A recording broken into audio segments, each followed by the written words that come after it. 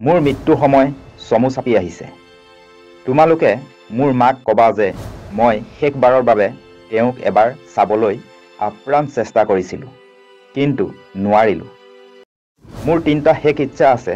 মই বিচাৰোঁ যাতে মোৰ মৃত্যুৰ পিছত সেইকেইটা অকণো হেৰফেৰ নোহোৱাকৈ তোমালোকে মোক শেষ শ্ৰদ্ধাঞ্জলি দিবা।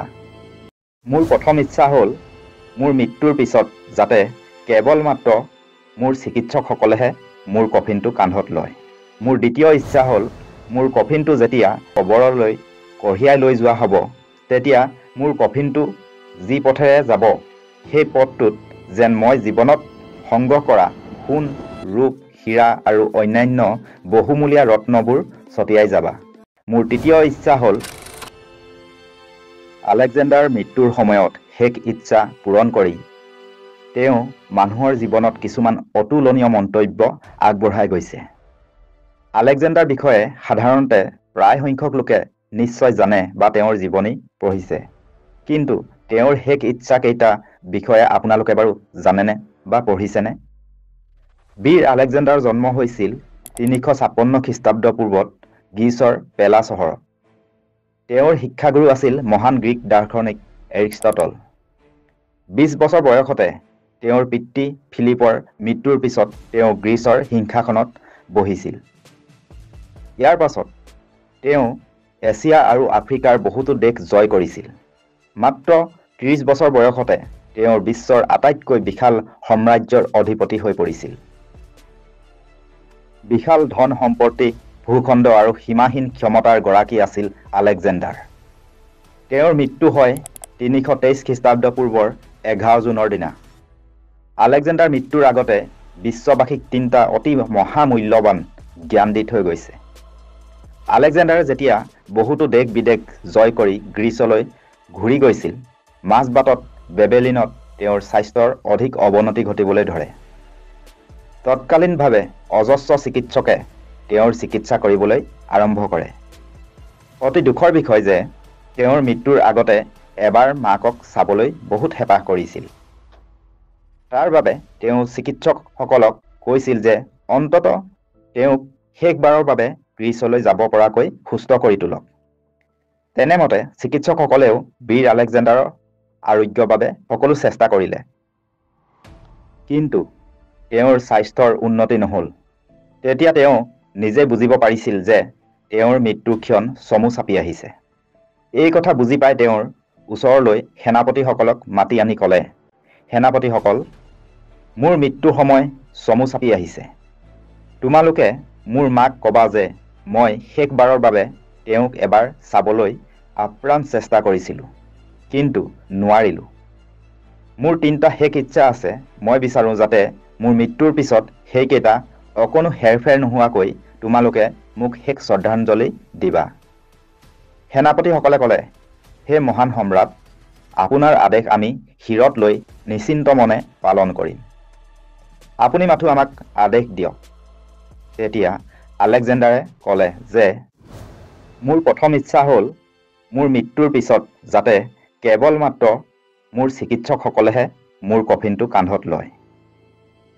কিছু সময় ৰৈ তেওঁ পুনৰ ক'লে, মোৰ দ্বিতীয় ইচ্ছা হ'ল মোৰ কফিনটো যেতিয়া কবৰলৈ কঢ়িয়াই লৈ যোৱা হ'ব, তেতিয়া মোৰ কফিনটো যি পথেৰে যাব সেই পথটোত যেন মই জীৱনত সংগ্ৰহ কৰা সোণ, ৰূপ, হীৰা আৰু অন্যান্য বহুমূলীয়া ৰত্নবোৰ ছটিয়াই যাবা। এইখিনি কৈ আলেকজেণ্ডাৰ ভাগৰুৱা হৈ পৰিল। কিছু জিৰণি লৈ তেওঁ ক'লে, মোৰ তৃতীয় ইচ্ছা হ'ল মোৰ মৃত্যুৰ পিছত যাতে মোৰ দুয়োখন হাত মোৰ কফিনৰ পৰা বাহিৰলৈ উলিয়াই ৰাখিবা। বীৰ আলেকজেণ্ডাৰৰ এই কথাখিনি শুনি সেনাপতিসকল আচৰিত হৈ পৰিল। কোনো এজনৰে সাহস নহ'ল যে প্ৰবল প্ৰতাপী সম্ৰাট আলেকজেণ্ডাৰক তেওঁৰ এই অদ্ভুত শেষ ইচ্ছাৰ কাৰণ সম্পৰ্কে কিবা সুধিব পাৰিব।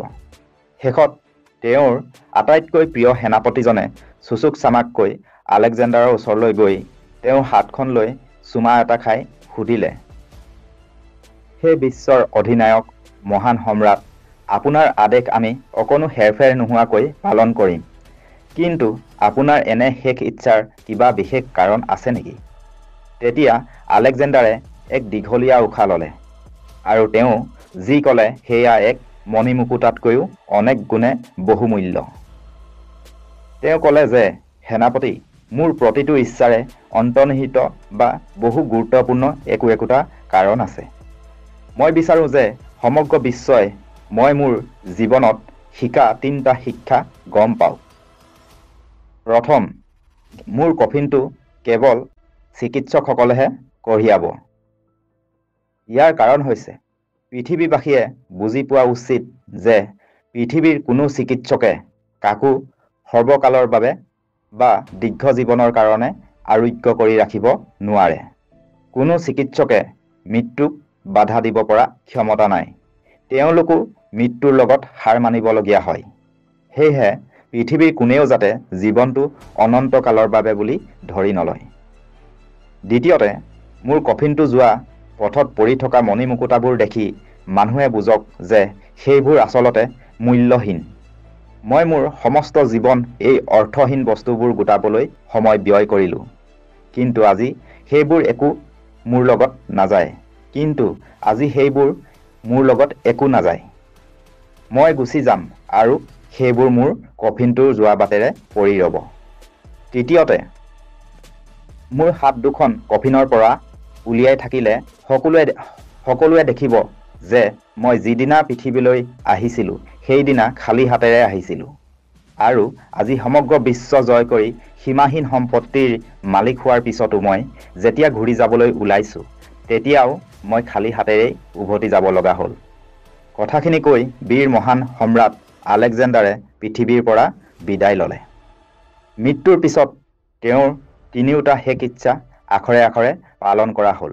পৃথিৱীয়ে দেখিলে যে বিশ্বৰ নামী দামী চিকিৎসকেও তেওঁৰ শেষ মুহূৰ্ততো একো সহায় কৰিব নোৱাৰিলে।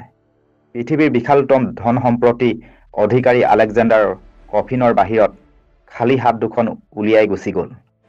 তেওঁ জীৱনজোৰা কষ্টৰে গোটোৱা ধন সোণ হীৰা মণিমুকুতা সকলো তেওঁৰ কফিনটো যোৱা পথতে পৰি ৰ'ল। বৰ্তমান সময়ত কেৱল টকাৰ পিছত দৌৰি থকাসকলে এইকেইটা কথা বুজি পোৱা উচিত। ধন্যবাদ। ভিডিঅ'টো যদি ভাল লাগিল, কিবা এটা যদি উপকৃত হৈছে, তেন্তে আনে জানিবলৈও ভিডিঅ'টো শ্বেয়াৰ কৰি দিব। আৰু প্ৰতিদিনে এনেবোৰ নতুন নতুন তথ্য জানি থাকিবলৈ ইনফৰ্মেটিভ ফেক্ট আছামিজ জিকে এই ইউটিউব চেনেলটো ছাবস্ক্ৰাইব কৰি দিব।